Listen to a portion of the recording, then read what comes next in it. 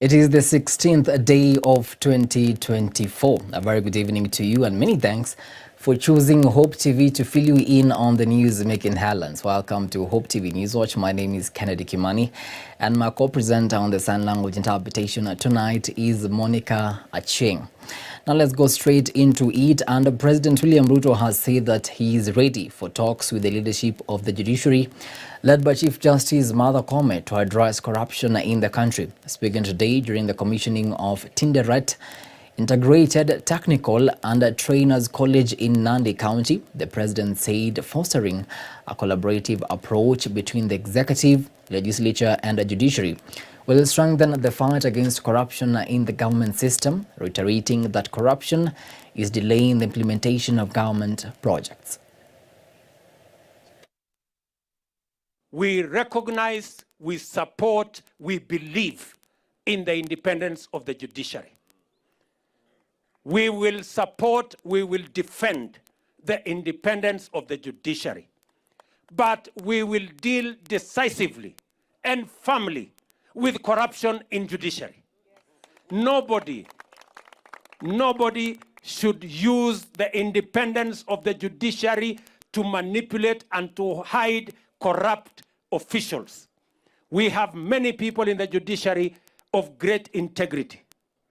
And that is why we must deal with those who want to destroy the credibility of our judicial system by their corrupt acts and corrupt decisions and the collaboration that they have with people with vested interest. We must deal with them, and I am happy.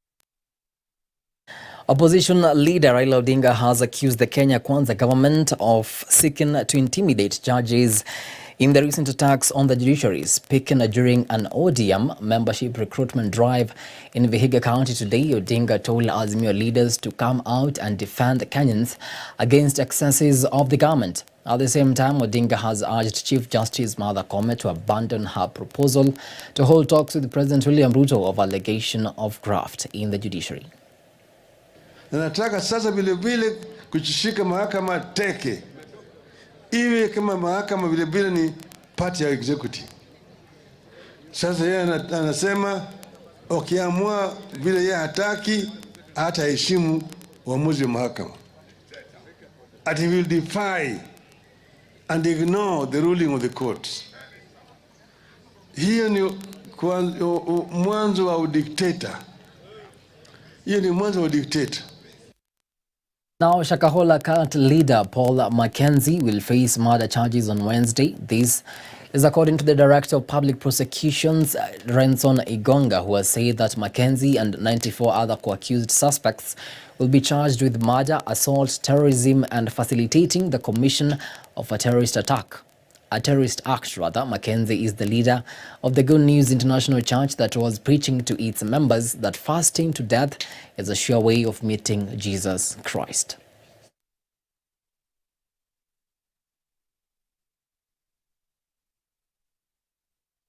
On matters, Paul Mackenzie, and the day before Shakahola cult mastermind Paul Mackenzie faces murder charges, Interior Cabinet Secretary Kithure Kindiki has said that Mackenzie will spend his life in jail.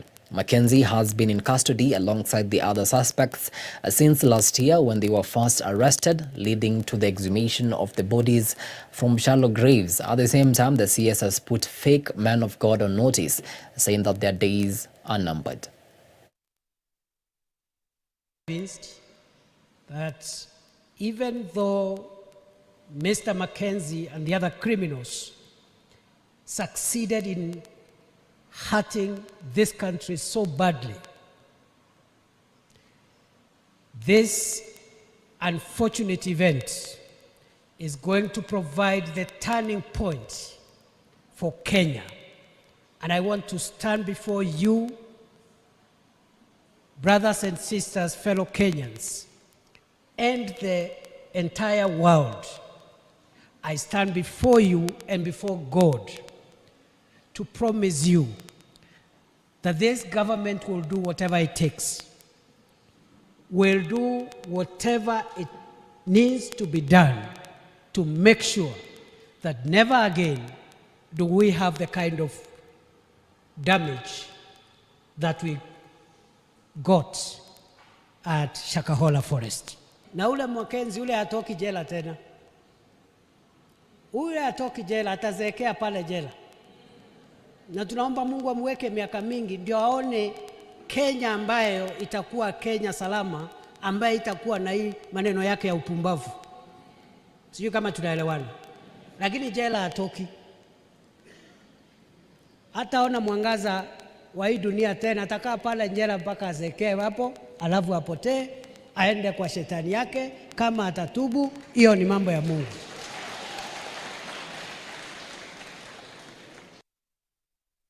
Now, the government's intention to raise more revenue through the National Social Security Fund has hit a snag after lawyer Ndegwa Maina moved to the court to challenge increased deductions expected to be rolled out this year. In a petition filed at the High Court, Ndegwa sought to have the case certified as urgent.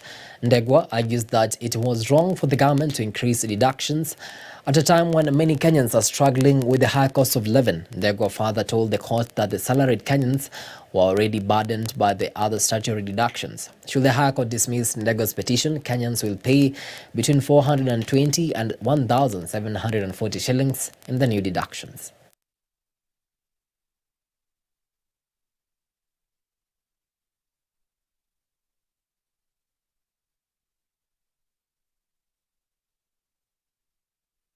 Away from the courts, and nurses in the country will no longer be required to travel to South Africa or India to sit for the National Council Licensure Examination. This is after the Pearson Virtual University Enterprises Test Center was opened in Nairobi on Tuesday. The center is the second in Africa after South Africa for certifying and licensing nursing professionals. Speaking during the opening of the center, Prime Cabinet Secretary Musalia Mudavadi said the center will enable nurses qualifying from public and private training institutions to meet the requirements of securing international jobs where the demand for nursing skills is ever rising.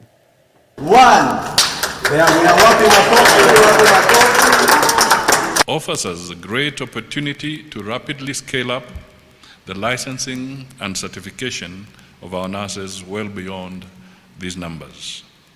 We can considerably increase the number of nurses taking these exams, particularly if we align the Pearson test process with our nursing training curricula.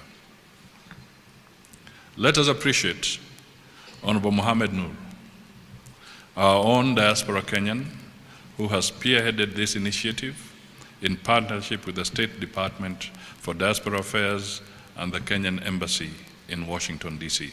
For us in government, this is an important initiative that is aligned to our bottom-up economic transformation agenda of empowering Kenyans to share their knowledge and skills beyond our borders. It is also consistent with the task of supporting Kenyans in the diaspora to harness more opportunities for foreign direct investment, employment, and enterprise development. Beyond creating jobs, this will increase diaspora remittances and enable our nurses to share the skills and experiences acquired abroad with their colleagues back home. Ladies and gentlemen, my office will work closely with the Ministry of Health and other technical and professional institutions in the nursing ecosystem to deepen our engagement with Pearson International to ensure that we maximize the benefits of their presence here. We will also work closely with the Ministry of Labor and Social Protection to expand opportunities for Kenyans working abroad.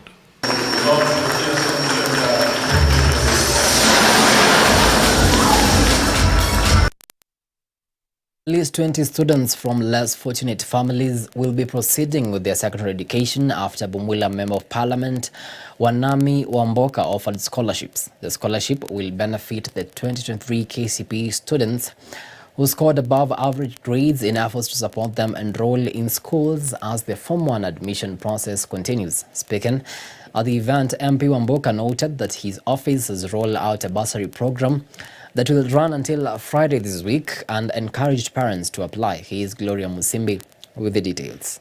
It is a sigh of relief for 20 students who performed well in the KCPE 2023 exam after Bumula MP Jack Wamboka Wanami sponsored their studies. The students expressed their gratitude towards the Member of Parliament and vowed to attain good grades. Nikishamaliza shule, tuseme nishamaliza form 4 naonelea kufanya kosi ya udaktari, haswa kwa neurosurgeon.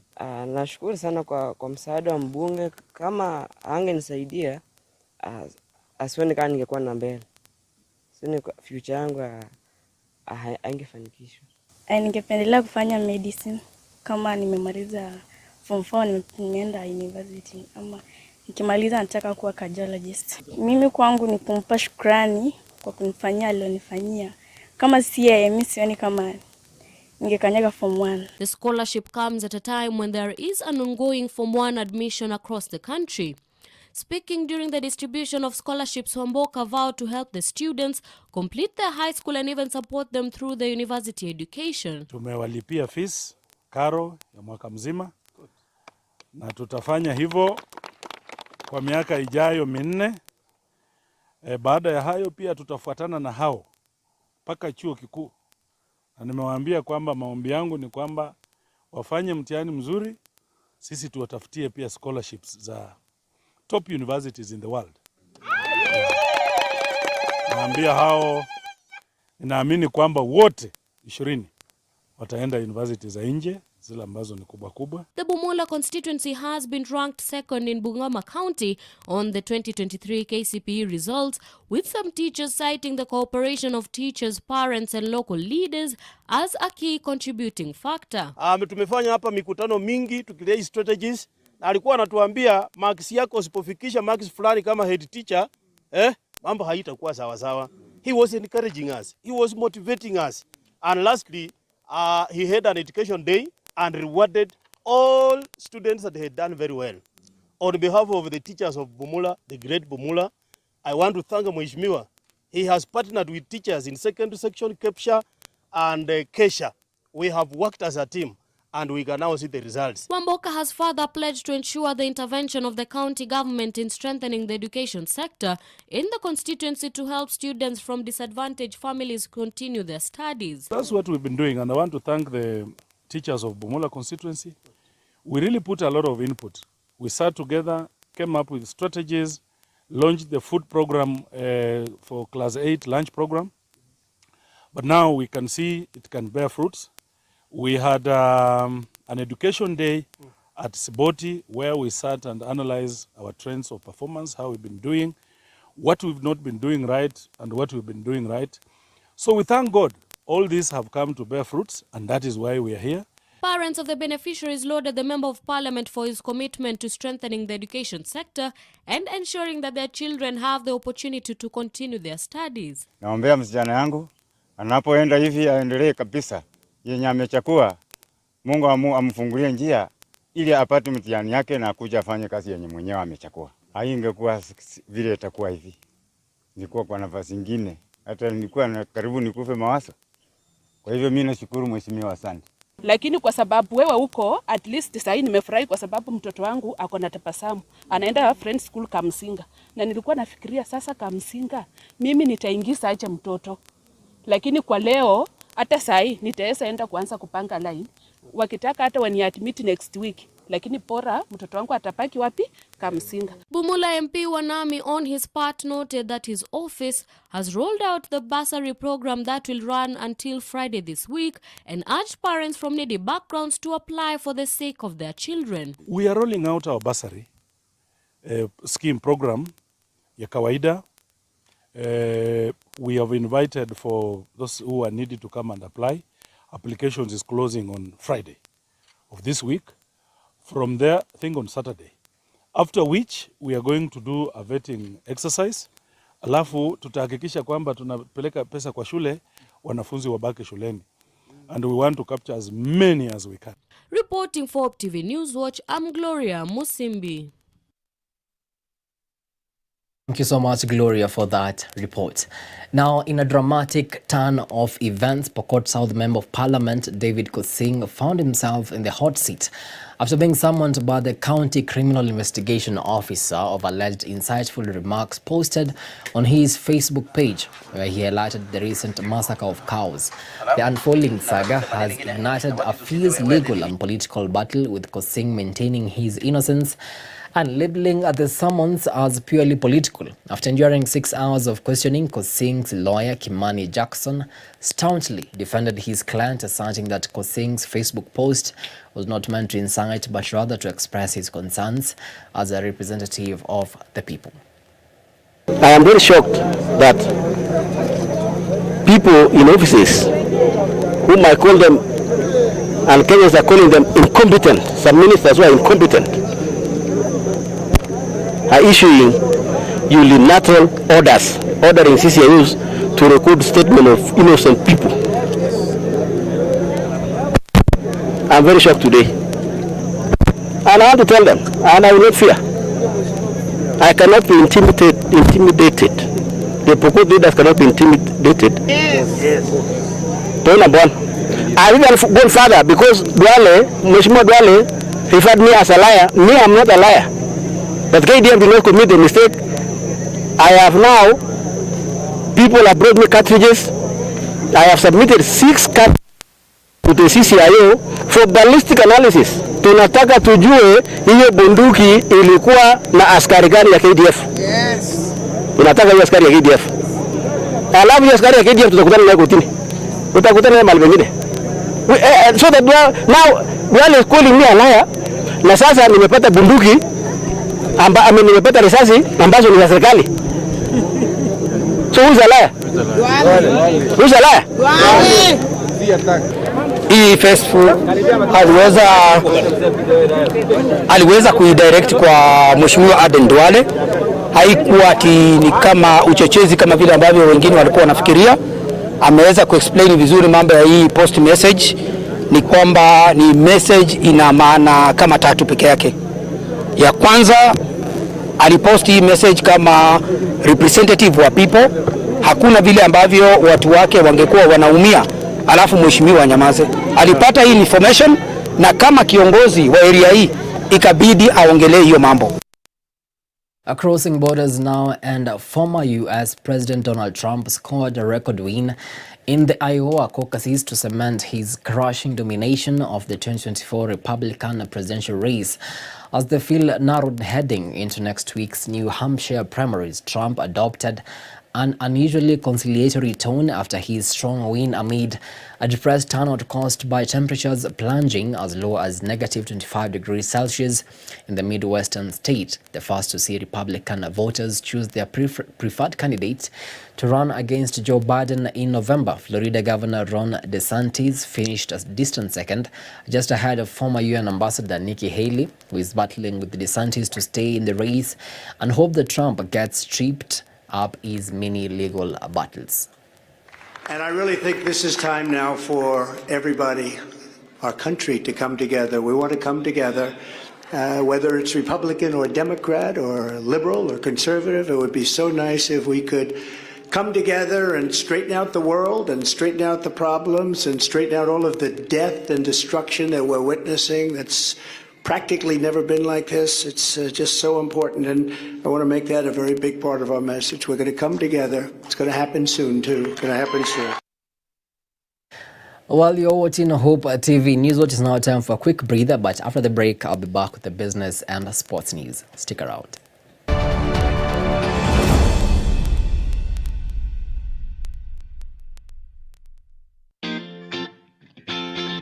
It gets into their head. The parents cheer you, and with due respect, congratulations parents and kids who did well, you all deserve it. However, you need a certain level of humility. And when I'm saying humility, I'm not saying don't tell me how you got an A. You got an A, you deserve it, you worked for it. So tell me, but there is life after the A. There is a character we want after the A. Remember, the Bible says, humble yourself before the Lord and he's going to lift you up. Remember cases of people like Nebuchadnezzar who bragged, and you see what happened to them. Hope TV is where you look and live. with an excellent selection of the best Christian programming consisting of local and international content of inspirational stories, talk shows, Bible commentary, youth, health shows, children entertainment, contemporary gospel music, extended times of worship, live broadcast, news, movies, drama, Christian ministry programs, and so much more. Hope TV is another quality service from Christ is the Answer Ministries with over 45% of authentic and credible local content every week. Hope TV is a sister station to Hope FM, Kenya's leading Christian radio station with footprints across the country. Tune in to Hope TV, where you look and live. Je, ushawahi kuweka jambo kwenye mizani? Ushawahi kupata uzito wake? Haya basi, usitapetape zaidi. Naomba unigande, maana mizani ipo hapa kwa ajili yako. Vyakula na mbegu za kitamaduni na kutuliza fikra na kukuwezesha kupima masuala ibuka katika jamii. Tena kwa busara. Tukutane mizani kila Ijumaa saa 1 machweo kwenye runinga ya Hope TV. In order to keep hope alive in the airwaves, Hope Media has a couple of initiatives. Friends of Hope. Friends of Hope is you and I forming a team of well-wishers and volunteers who give in cash and kind to support in spreading the gospel at Hope Media. Currently, Hope Media is running a campaign under Friends of Hope dubbed 100 for 1. Through the campaign, Hope Media is asking Hope FM and Hope TV listeners and viewers to give just 100 shillings in order to reach one more soul with the message of hope and the gospel. Engage with us on our social media platforms at Hope FM Live and at Hope TV Kenya. Kuwa rafiki mso leo.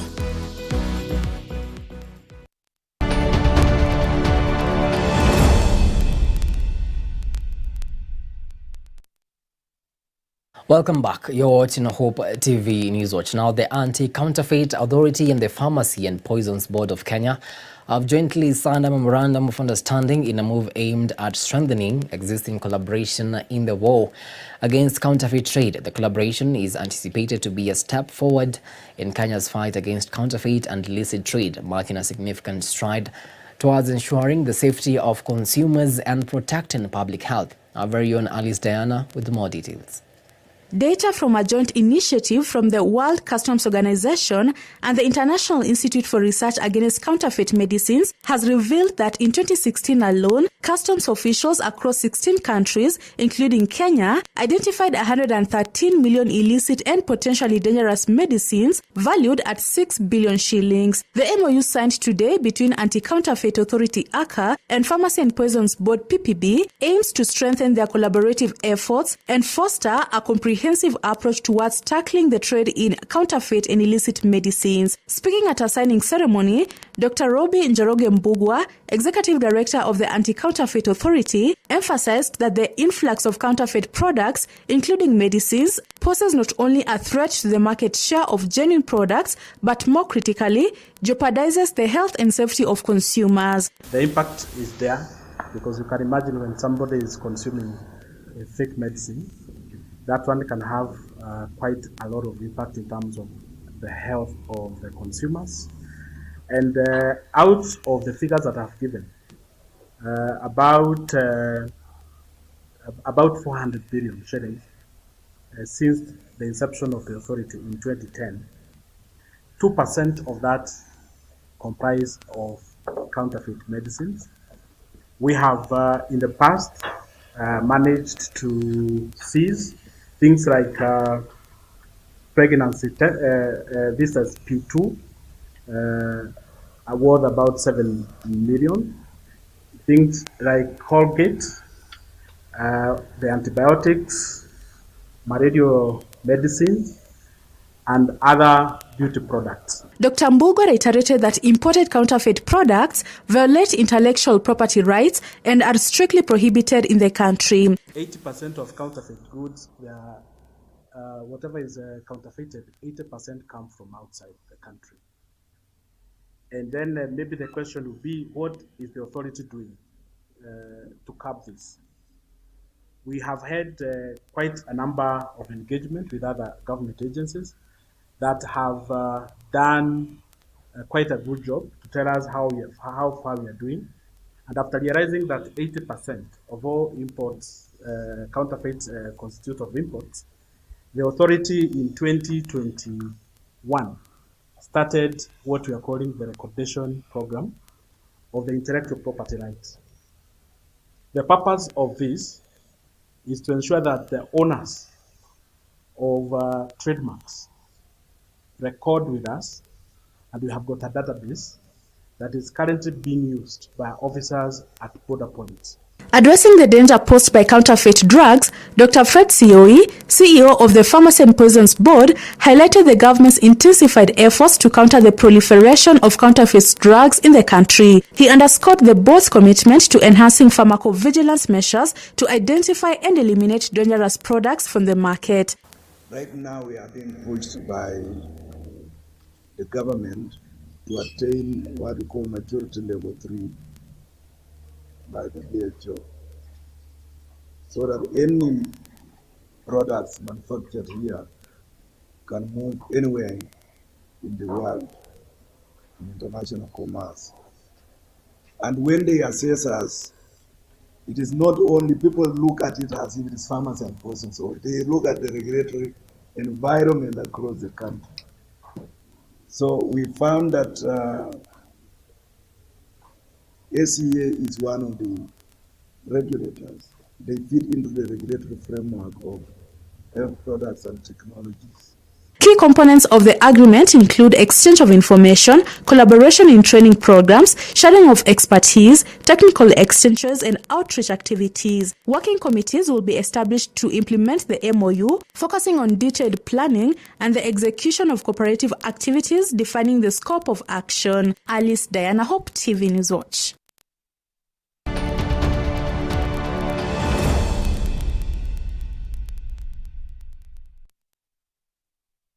And to some sporting action now. Bertrand Traore scored a 96th minute penalty to see Burkina Faso narrowly beat Mauritania in the Africa Cup of Nations opener in Group D. Mauritania had been minutes away from just a third ever point at AFCON. Burkina Faso have reached the semi-finals at 3 of the past 5 AFCONs, but were far from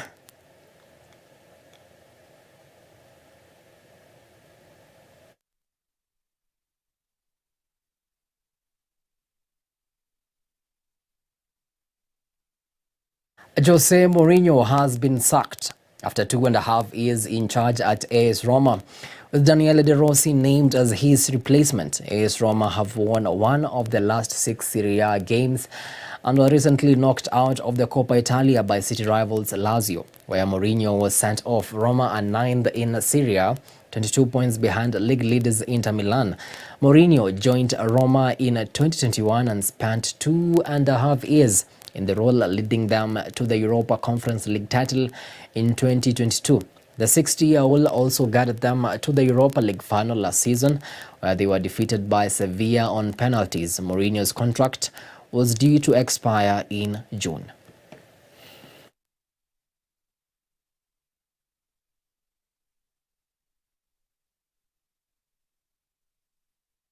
Messi fans will love this. Lionel Messi has been crowned as the best FIFA Men's Player 2023, retaining the title he won in 2022. Manchester City and Norway striker Erling Haaland locked together with Messi on 48 points, but they were separated by the number of first-choice nominations received in votes from national team captains, as per the rules of allocation. France striker Kylian Mbappe finished third with 35 points. Meanwhile, Aitana Bonmati has been named the best FIFA Women's Player for the first time. Bonmati inspired Spain to their maiden world title and Barcelona to a domestic and European treble. At the same time, Pep Guardiola was named the best FIFA Men's Coach 2023 after overseeing an incredible period of success at Manchester City. The Spaniard led the club to a historic Premier League, UEFA Champions League and FA Cup treble in the 2022-2023 season.